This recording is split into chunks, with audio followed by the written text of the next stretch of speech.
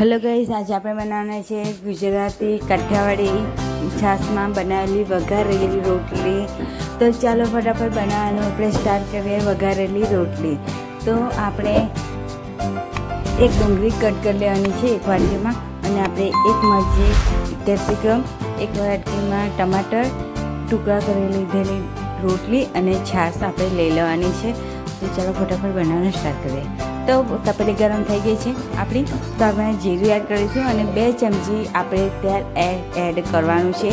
તેલ એડ કર્યા બાદ આપણે તેમાં આપણે સૂકા લાલ મરચાં લીધા હતા તેને એડ કરીશું, અને ત્યાર પછી આપણે તેમાં ડુંગળી એડ કરીશું અને ડુંગળીને એકદમ સરસ રીતે બ્રાઉન કરીશું.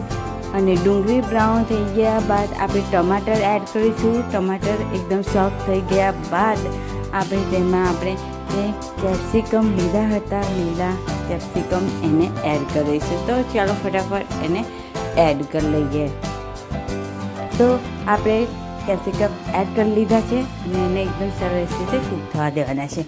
આપણા મસાલા એકદમ સરસ રીતે કૂક થાય એટલે આપણે તેમાં ત્યારબાદ આપણે એમાં આપણે ગરમ મસાલા બધા એડ કરીશું. તો ચાલો ફટાફટ મસાલા એડ કરી લઈએ. તો 1 ચમચી ગરમ મસાલો, 1 ચમચી હળદર, 1 ચમચી મીઠું એડ કરીશું. ત્યાર પછી આપણે 1 ચમચી કાલી મિર્ચ પાવડર એડ કરવાનો છે. તમને જેવું તીખું મીઠું ગમતું હોય એ રીતે તમે એડ કરી શકો છો. મેં 1 ચમચી લસણનું મરચું એડ કર્યું છે. તો તમને સાદું મરચું ગમતું હોય, ઓછું જો તીખું ગમતું હોય તો તમે એ રીતે એડ કરી શકો છો. મેં લસણનું મરચું એડ કર્યું છે.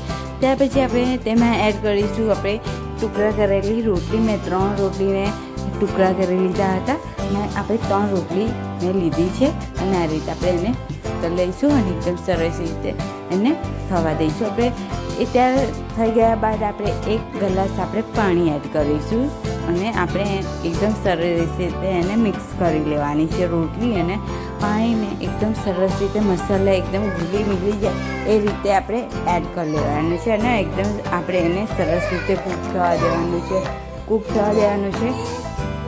અને આપણે એને 5 મિનિટ કૂક થવા દઈશું. તો આપણી 5 મિનિટ થઈ ગઈ છે, તમે જોઈ શકો છો, અને એકદમ સરસ રીતે આપણી રોટલી એકદમ સરસ કૂક થઈ ગઈ છે. આ રીતે કન્સિસ્ટન્સી હોવી જોઈએ બસ. એટલે આપણે તેમાં એડ કરીશું ખાટી છાશ. તમે દહીં પણ એડ કરી શકો છો. મેં દહીં નથી એડ કર્યું. આપણે છાશમાં બનાવવાની છે રોટલી, તો આપણે છાશમાં આપણે રોટલી બનાવી છે એટલે આપણે ખાટી છાશ લેવાની છે, અને મેં અડધી વાટકી છાશ ઉમેરી દીધી. તમે વધારે ઓછી કરી શકો છો. આપણે છાશ ઉમેર્યા બાદ આપણે એને કૂક થવા દેવાનું. તો 5 મિનિટ, તમારે 5 મિનિટ થઈ ગઈ છે અને આપણે એ રોટલી એકદમ સરસ રીતે કૂક થઈ ગઈ છે.